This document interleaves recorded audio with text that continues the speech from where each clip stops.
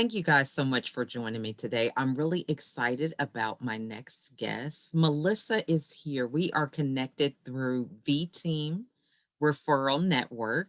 And this is our first time actually having a conversation, but really excited about the topic. We're going to be talking about some holistic approach things as it comes to parenting our kids. So I'm really excited for this because as many of you know, if you've been following me, I've been dealing with these two middle school boys that have just been challenging me keeping hair on my head. Okay.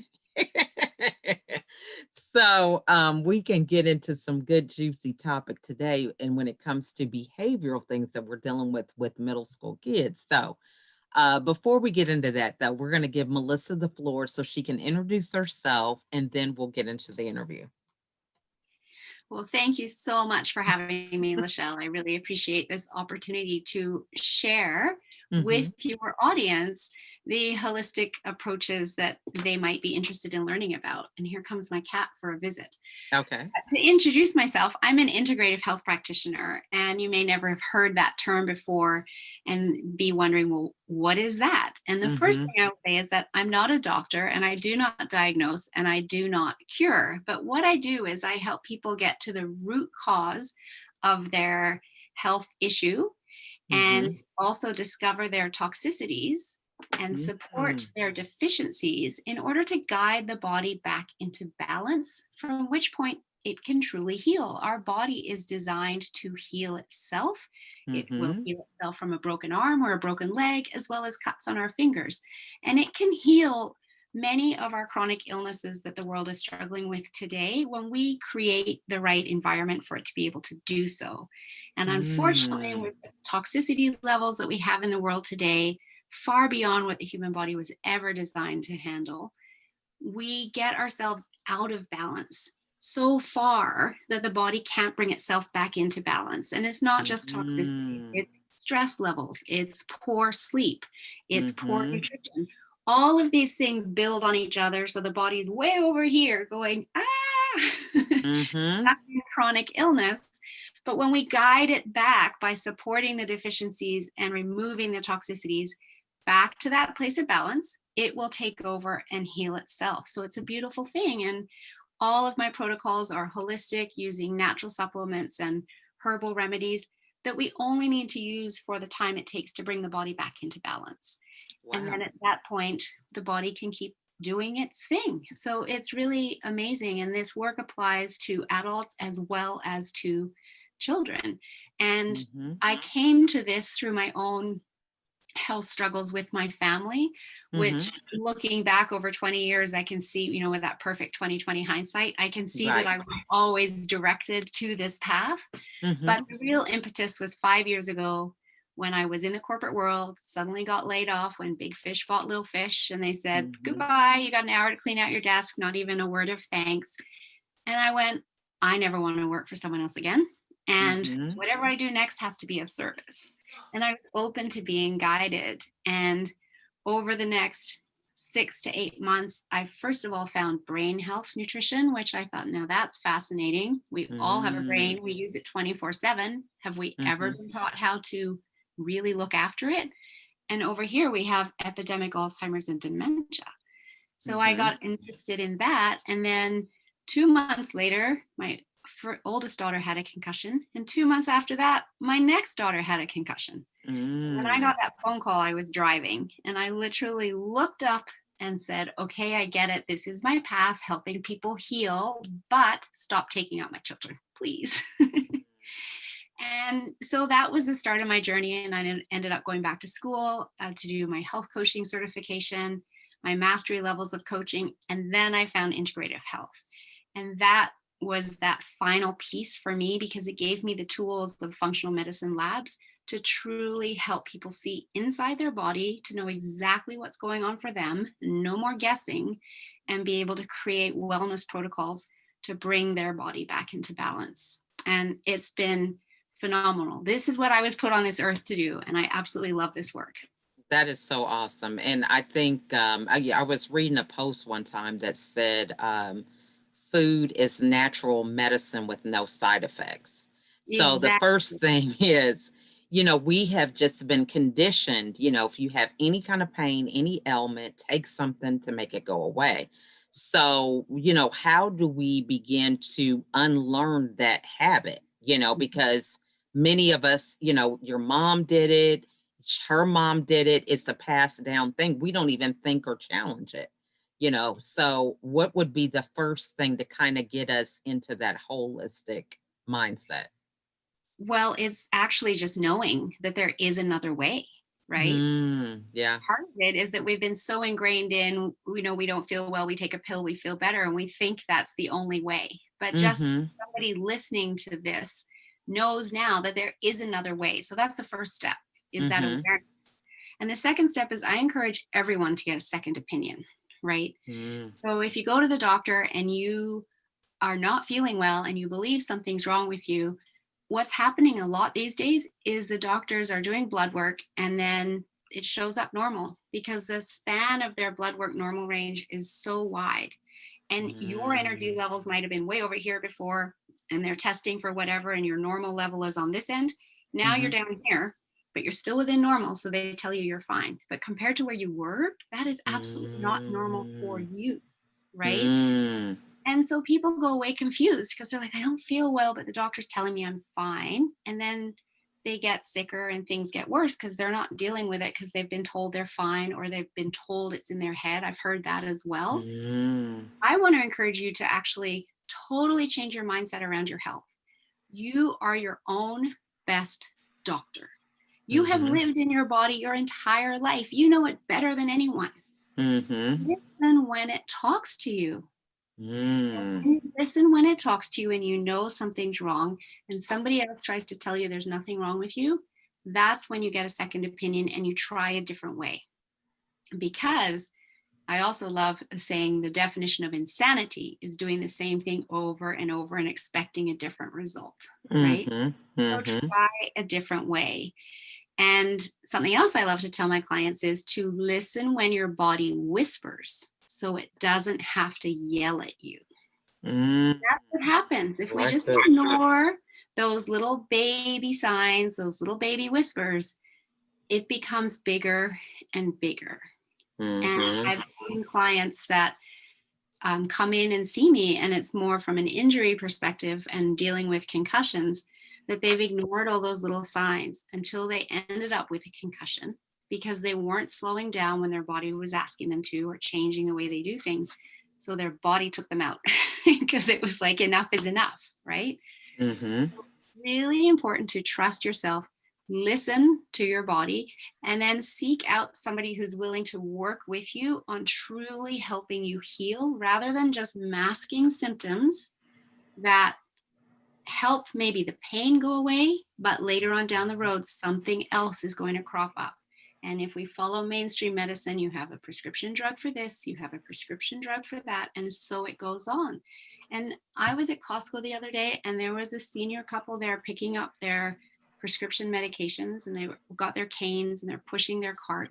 They had a bag this big, like it was Mm. massive. Of I don't know how many drugs were in that bag, all Mm. asking, all of it. Mhm. And it it's the cynic in me. Our medical system is for profit. Our food system Mhm. is for profit.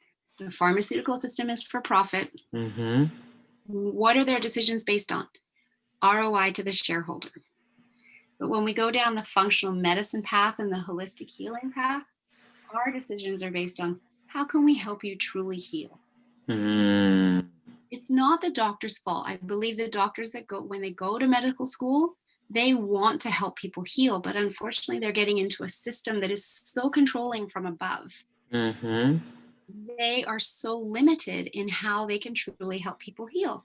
And Mhm. I now am meeting doctor after doctor after doctor that is quitting the medical system and Mhm. opening up consulting practices, or the doctor that created the integrative health practitioner program that I did, he gave up being a doctor and calls himself a health coach or an integrative health practitioner because he says, I can help more people this way. This Mm. on an interview with a neuroscientist that has given up his entire practice to become a consultant for the same reason. He can help more people as a Mm. consultant. Mm. I love that. And just the whole thing where, you get the results. You go to a coach because you want to get results. A lot of times we don't even question. You go to the doctor so that you can be healed, right? And then, you take this medicine, you still don't quite feel right, and you're back and forth because, they even experiments. They'll say, well, it sounds like this, but we're going to try this. That's one thing they usually say when they give you a prescription. Let's try this, see how it works. If you have any side effects or you notice anything, come back, or we're going to follow up with you in a couple weeks. This is one of the things that we would have for ear infections with the kids. They give you some medicine. Let's check and make sure after 2 weeks that everything's good, because they're trying stuff. So you bring up a very good point. So what are some of the things that maybe we would go to the doctor for, without thinking, that you have found in your course of study that can be eliminated or extremely modified with a holistic type of approach? There's many, to be honest, but let's start off with some of the kids ones based on your Okay. audiences here. Mm-hmm. Uh, there's a lot of kids that struggle at school or have behavioral issues, learning issues, and maybe they didn't always have that, and so it's cropping up. Teachers are mentioning it, parents are concerned, and they Mm-hmm. might go to the doctor, Mm-hmm. and they might be told, oh, it's ADD or it's ADHD, and here's a drug to help control their behavior. Mm-hmm. They're probably going to have to take it for their whole life. Mm-hmm. And that really bugs me, because putting a child on a drug for their entire life is just so damaging to their entire microbiome. Mm-hmm. And it doesn't have to be that way. So that's where I invite people to get a second opinion and look at the holistic approach. Because, for instance, when a child has food intolerances, it can Mm-hmm. affect their learning, it can affect their behavior. If Mm. their gut is in dysbiosis or out of balance or leaky, again, it can impact their learning, because the gut is our second brain. And Mhm. there's this gut brain connection that is incredibly powerful through the vagus nerve, which wanders from our base of our brain past our organs down to our gut. And for every message from the brain to the gut, there are actually 9 messages from the gut to the brain. So I Mm. used to think the brain was in charge, but it turns Mhm. out the gut is in charge, and the brain Mm. is the command center that actually gets things done after the gut has given the direction. So Mm. our hormones, many of our hormones, particularly serotonin, dopamine, melatonin, are produced in our gut. If our gut is Mm. not in balance, then those hormones may not be produced properly. Mm. That can trigger things like anxiety and depression. When, how many people are on drugs for anxiety and depression right now, and the doctors never looked at what the state of their gut is? For my own 2 children, like I said at the beginning, looking back with 2020 vision, I can see I've been on this path for a long time. When my oldest daughter got to the end of grade 2, her teacher expressed concern to me. Her handwriting is not as good as it used to be. Her attention span is not as good as it used to be. And therefore, she can no longer write to the extent that she used to be able to. Something is going on. And Mm. thankfully, because I had no idea, right? I'm a busy mom in the corporate world just trying to pick up my kid at the end of the day. And Mhm. I said, well, what do you suggest? Like, have you seen this with other kids? Like, why did they suddenly start going sideways at school? She said, you might want to talk to a naturopath and find out about food sensitivity testing. And I did Mm. exactly that. And turns out she had a yeast and sugar intolerance. And when we removed that Mm. from her diet, the attention span increased, the handwriting improved, and it was like night and day. And so when the teacher first brought it to my attention, it was June. And then my daughter went back into that same classroom in September. So that enough time had passed to notice the difference. And the teacher was like, wow, this is a different child coming back to school. That was the only change. It was Wow. food. My other daughter, my younger daughter, when she got to spring break of grade 1, she'd start putting her head down on her desk every day after lunch. And I was in there volunteering one day and I saw this and I asked the teacher and she's like, yeah, she's been doing that for a little bit now. She doesn't do anything after lunch. And I'd also noticed she didn't want to play soccer anymore after school, her true love. She didn't want to go to play dates with friends. She just wasn't her normal social, outgoing self. So, and she complained of tummy aches. So I took her to the doctor and was told, oh, all the little girls get tummy aches. She'll grow out of it. And I said, but I want to know why. Why is she getting these tummy aches and how long is it going to take her to grow out of it? Because this is not my happy child. I want my kid to be happy the way she was. And I got no answers. We don't know. So I started doing my research and then it kind of dawned on me, maybe it's food. And I called the naturopath again and we did some food allergy testing. And guess what? She was highly intolerant to gluten and dairy. So removed those from her diet. And this is back before the whole gluten-free thing. So it was hard and I had to figure it out. I started feeding her eggs every day for breakfast just to get something into her before we all had to get out of the house. And removing the gluten and the dairy made a significant difference. And even within a week, she was able to function. And I saw her, starting to come back to her normal self. And with 2 weeks for sure, completely back to normal. It was so clear to me that this had been the problem. And she just couldn't do gluten or dairy. The interesting thing was we had to go back and do testing after 30 days. And as I said, I didn't know what I was doing. And I was just trying to get out the door. And I was giving her eggs every day.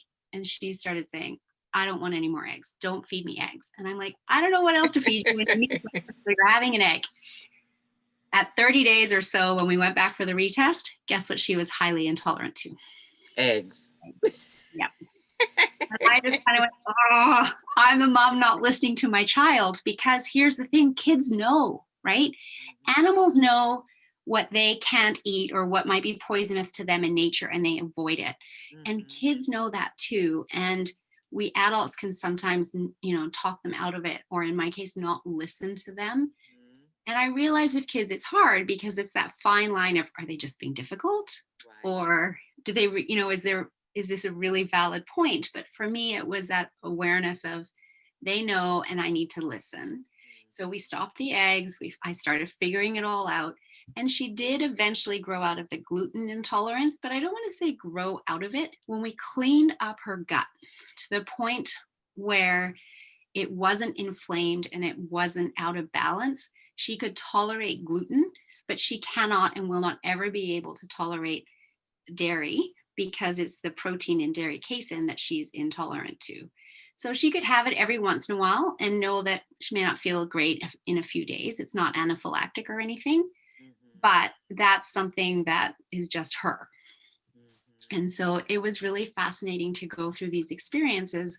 And now I want to be able to help other families get these type of results and insight and understanding to what their children's bodies need and don't want in order to allow them to optimize their children's behavior and learning and functionality. And it's not about giving them a drug. It's definitely not about giving them a drug. I love that. And, so what tips would you give parents about, recipes or, like we fill our pantries with so many different things, but, what would be an ideal array of things that we should have on hand that could help us to make sure that we are eating healthier?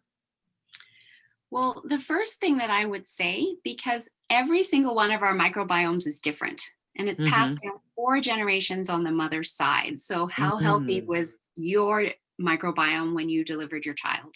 Because their microbiome starts at that moment of delivery from the microbes through the vaginal passage or from breast milk if they were C-section. And so that's carried on from mom, right? So if mom's microbiome was in dysbiosis or not as healthy it could be, that little one is going to be starting off that way too. And it's nobody's fault. Nobody knows this stuff. Right now, I try to encourage moms to get really healthy before they get pregnant, but nobody knew this. So it's nobody's fault. It's just, where do we go from here? Right. So first of all, there's a few things to just have awareness around. Everybody's microbiome is different. Therefore, every single person needs to figure out the best way to eat for their body. There is no Mhm. one perfect diet for everyone, right? Mhm. We have foods that we consider healthy, but that doesn't mean they're healthy for every single person, Mm. Yeah, right? like you mentioned eggs. So I could be thinking, oh, eggs are great, but then you have a daughter who was egg intolerant. Exactly, until we cleaned up her gut, and now she can do them, Right. but now she only has them maybe once a week, and we let her decide, right? Right. Right. So understanding that within your household, you might Mhm. have to have slightly different meals for different people in the family based on what they can eat. Mhm. Well, secondly, nature gave us beautiful vegetables and fruit. And Mhm. so, in general, we want to be having 7 to 9 servings of them in a day. 3 at Mm. breakfast, 3 at lunch, 3 at dinner is a really easy way to break it down. Mm. Gluten and dairy products are highly inflammatory, and many Mm. people cannot tolerate them, especially if their gut is already unhappy. And Mm. we do not want to create inflammation in the body. So those are foods that I would have less of and or get tested. I mean, the best thing is for everyone to do a food intolerance test just to find out what your body likes and doesn't like. There's 195 different foods across all sorts of different cultures. So then you know where the health of your gut is at, how to clean it up, and then what you can eat less often once it's cleaned up Mm. in order to avoid triggering inflammation. Mhm. Removing toxicities from the body is also really important. I often ask about, are your trash cans overflowing? And I don't mean the ones on the street. I mean your kidney and liver. Mm. So from a lifetime of eating and toxins getting into our body, we bog down the processes of our liver and kidneys trying to get the toxins out and cleanse our blood. And the more bogged down it gets, the harder it is for them to do this. And then we have Mm. toxins build up within our body that creates inflammation. And when we have too much inflammation, that can turn on genes that trigger disease. Mm. Nobody wants that, right? Mhm. So keep our inflammation at a healthy level, we can avoid switching on that disease. Mhm. And the great thing is that we now know that diseases are only 5 to 10% purely genetic. That means the other 90 to 95% Wow. you have control over by the environment you create inside your body. That's amazing. It's actually really empowering because, again, Mhm. everything becomes a choice, right? Mhm. So when we know from what our food intolerances are, and we know that every time we eat something our body doesn't like, we're going to create inflammation, it becomes a choice. We can choose to eat it less often. We can choose to clean up our gut and retest. Maybe it is no longer an intolerance because we've emptied our trash cans, we've cleaned everything up, and now our body's able to tolerate that food without creating inflammation. I So love that. That's great. Now, so how long usually does this process take? So, a lot of us are just eating whatever, we don't really uh get conscious of our diet until we want to lose weight or something, right? right, Other or than things that, up we're just quicker. going on, doing whatever. Like now, seafood diet is what I say. Whatever I see, I'm eating. But so how long does it take to kind of just detox? So I have a detox program, and I wouldn't put children on the full program. I'd put them on a partial program, but I have a toxicity quiz, and people can do that and determine what their toxic load is on their body. And it's really amazing because it connects symptoms of what you are feeling with toxins as opposed to blaming it on the season or I'm tired or whatever, right? And then depending on the toxic score, it's either a 7, a 14, or a 21-day detox program. And most people, the first time, it's 21 days. And then if you do it every quarter, it only needs to be 7 days because on a regular basis, the toxins are coming in and then you're getting them out. But in terms of cleaning up the gut after doing a test, the test itself gets mailed to your house. So it's very COVID friendly. do the test, which is a little blood prick of the finger and blood Okay. spot into a card, mail it back. I get the results and review them with you. And then I give you a wellness protocol on how to heal from that. Oh. Depending on the foods and the intolerance levels, I either have you eat them because you have no problems, or if it's a slight intolerance, I'm going to remove it for 6 weeks. If it's a moderate intolerance, I'm going to remove it for 12 weeks. And if it's a high intolerance, I'm going to remove it for 6 months. And Mm. after that, we reintroduce. And when we remove those foods that are causing the inflammation and causing the gut to be out of balance, it honestly takes less than 2 weeks before people start feeling better.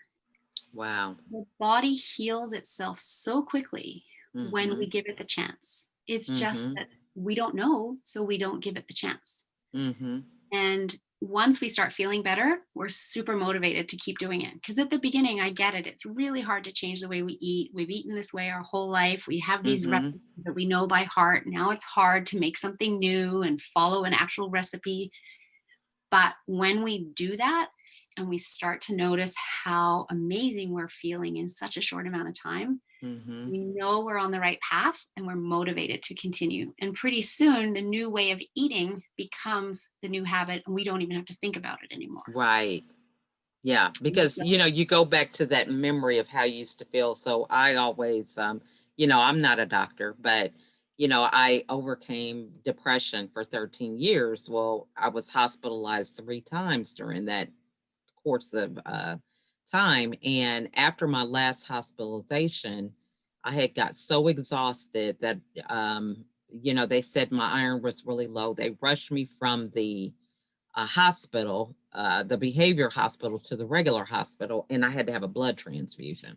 oh, wow. So after I had that blood transfusion, I have not had a desire to eat meat. And so, the joke has always been the person who gave me blood must have been a vegetarian or something. But one of the things about that I will say is that I have never experienced any kind of brain fog or, I just had a lot more energy, clarity, everything was around not eating meat anymore, So it's been 4 years and it's just that feeling that I feel good. I'm not even tempted to eat meat, Yep.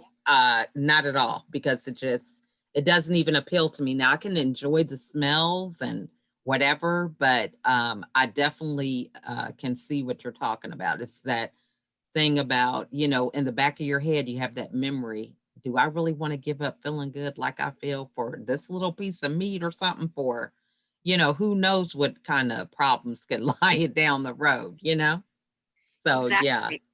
Yeah, I like Mhm. to ask my clients when they're just starting to feel better. So, just how good are you willing to allow yourself to feel? Because Mhm. none of us, even children, none of us got to where we're at when I meet with them overnight. Mhm. It's been happening over the course of their lifetime. Mhm. And so we don't fix it overnight, but honestly, the body is so amazing that it is really quick Mhm. and there's more that we can do. And we have forgotten how amazing we can feel. We should all be waking up in the morning from an awesome night's sleep, ready to go, excited, jumping out of bed, not relying on coffee, not relying on sugar to get our day going, and excited to go out there and do what we're meant to be doing in this world.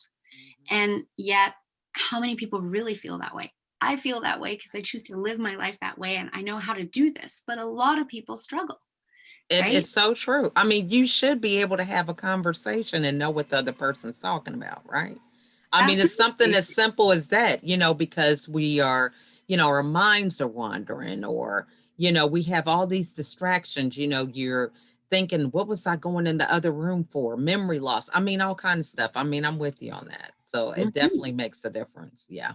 Yeah. So what advice, would you give people to implement today? Something that they could just start as a small habit that they can start building on. The first thing that I would do is literally just stop and notice how you feel. Do check ins with yourself through the day. How am I feeling in this moment? Am I stressed out? Okay, what can I do about that? Because maybe you can just do some deep breathing for 5 minutes to lower your stress, because of course stress on the body causes so many problems, Mhm. and then be able to apply yourself with more focus to whatever it is you were working on. But also to check in with yourself after you eat, an hour after you eat, 2 hours after you eat, to check in, how is my digestion doing? Have I fully digested that meal, or is it not still not digested? And what did I eat that my body's struggling with? Mm. Typically for intolerances, they don't show up for 48 to 72 hours, which is why it's so hard for people to self-diagnose Mhm. unless they do a food diary. Okay. And so a food diary requires writing down everything that you're eating for breakfast, lunch, and dinner, Mhm. and noticing how you're feeling, but tracing back how you're feeling in 3 days to what you ate today. So I call it the food, mood, and poop journal. So we're writing down all our food, we're writing down our poop. How Mhm. often? Mhm. And are you constipated? What's it look like? It should be the color of cardboard. It should pass easily. And it Mhm. should be smooth and all one piece, not little plops. And Mm. then the mood isn't just the mood, but just anything that your body is speaking to you. So, do you have aches and pains in your joints? Do you have brain fog? Are you feeling anxious? What is going on? And you write all of that down. And I have people do that for at least a week before they see me, if they're wanting to understand how food might be affecting them, but they're not wanting to actually lab test. Lab test is absolutely the quickest way, but we can do the food, mood, poop journal as another way to start to narrow it down, but it'll take Mhm. quite a bit longer because we have to rotate foods. And then the next 3 days, we try some more foods. And the next 3 days, we try some more foods. Okay. But Sounds listening great. to our body is really the best place to start. Mhm. And then being willing to get a second opinion and not accepting the doctor's word as the only option for you. Mhm. Antibiotics are necessary. They were developed as life saving medicine. But Mhm. how often are we being given them when it's not a life or death situation? And you have a right to question that. Mhm. And you have a right to look for alternatives. Love that. Well, this has just been very informative. I'm getting ready to go in my pantry and figure out some stuff I need to be changing. Because if you're going to be eating, let it be healthy things. There's really no limit to some of the healthier options. And, I noticed that when I do eat properly, I am fuller longer. So I'd like the other day, I was really busy and, I didn't make a formal lunch or anything. I just went and got another bowl of oatmeal, added some granola, and went on. And it was like I had enough to sustain me. So it's just, sometimes just having that menu in your head of the healthy options because we revert back to default of, oh, I always eat a sandwich or, I have to get mayonnaise and mustard and all these other things where if you have a consciousness about what things are healthy, you notice, okay, I can just get a banana. Okay, yeah, I might be hungry, but whatever. So you'll begin to look at other options to satisfy that hunger rather than just the normal stuff that may not serve you all the time. Absolutely. And I love that you said that about when you eat healthy, you're satiated longer, because I do Mhm. often hear the argument that I can't afford to eat healthy. The crappy food Mhm. is cheaper and that's all I can afford. But you are so right. When you eat healthy foods that is full of good nutrients, vitamins, and minerals, you are satiated for longer and your brain doesn't start telling you that you need a snack. But the processed, cheaper foods don't have that level of nutrients, vitamins, and minerals for your body to do anything with. So you do get hungry sooner and you end up eating more. And in the end, they've actually done studies on it. It costs more. You are much better off getting in those 7 to 9 servings of your fruit and veg and some healthy fats like a coconut oil, some olive oil, some avocado oil for dressings or toppings and things. Mhm. And, there's good oils and some seeds and some nuts as well. Getting that in to leave you satiated and Mhm. skipping the snacks, Love that. because when we eat 3 to 4 hours apart, it actually allows our body to self clean some of those toxins out. If we're constantly eating, our body has to constantly be in digestion mode and it doesn't get to go into any kind of cleanse mode. Oh, that's good to know. Yeah, Mhm. very Another natural. Mm, another interesting thing on digestion, just for people to know, because a lot of people are going around with low energy. mhm. Every time you eat, if you have a healthy gut, it uses 30% of your energy. If your gut is unhealthy, it's going to take even more effort to break down that food and use even more energy. So for people that are low energy, stop and ask yourself, how many times a day am I eating? Am I relying on cheap energy such as sugar, which is short-lived? But every time you eat, it uses energy to break that down. So again, spacing out the meals for satiety, but also for optimizing energy is the way to go. And I recommend liquid before lunch. And I also say drink your solids and eat your liquids. So I love to start my day with a smoothie that's full of berries, and I can throw in some spinach and other things and blend it up. So then it's pre digested. So my body doesn't have to take as much energy breaking it down. So then I get all my brain power for a busy morning in the office. And it's quite thick. So you eat it with a spoon. So you get the chewing function going because that starts the salivary enzymes and the breakdown to help with the digestive process.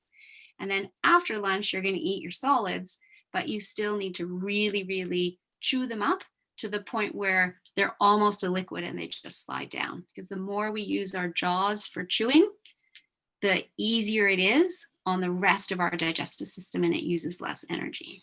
So that's just another tip on energy, completely aside from our topic, but it's all related because we're all interconnected. I love that. That's good. All right. Well, this has just been very informative. So I hope you guys are taking notes. This is one of the things I love about video because I can go back and say, what was that point? Rewind it. So I encourage you guys to do that. So before we leave, tell us the best way to get a hold of you and, for them to check out your quiz or assessment or whatever that was that you mentioned earlier. Sure. So my website is betterbrainhealth.info. And at the top of my page is a work with me button. And I do offer a 30-minute complimentary consult so that people Mhm. can get to know me. I can get to understand what it is they're struggling with and make sure that we are a good fit and that I can actually help them. It's what my naturopath did for me all those years ago when I had questions about how food intolerances could possibly relate to my daughter's handwriting. And Mhm. I needed that comfort level, and I understand that other people do as well. So they just click the work with me button and then book in at a time that suits your calendar for that consult with me. At that time, I can send you the quiz to do, or if you'd like, Lachelle, I can send it to you and you can put it in the show notes as well. Yeah, that'd be fun. And then I'm also on Facebook as Better Brain Health, Your Guided Journey to Longevity. I'm on LinkedIn as Melissa Deely, and I am on Instagram as Better Brain Health. And yeah, my business is 100% virtual. I do all my coaching over Zoom, and all of the Mm. labs get sent to you at your home to do in the comfort of home with all the instructions. You mail them back. I get the results and review them with you over Zoom. Awesome. Well, this has just been great. So, you guys, we need to be a lot more proactive with our health. And we want to thank you so much, Melissa, for your wealth of wisdom that you have shared. And she actually is an expert. She has dealt with this firsthand. So, we just want to thank her for sharing her insight. And I encourage you guys to reach out to her because, we always grab a bottle of Tylenol, some Benadryl, or whatever. So, before you make that next purchase, think about some proactive things that you could do on a holistic side that can serve you a lot longer. So, you guys, thanks again for watching, and you guys have a wonderful evening. Talk to Thank you you so soon. much for having me. You're welcome. Bye now.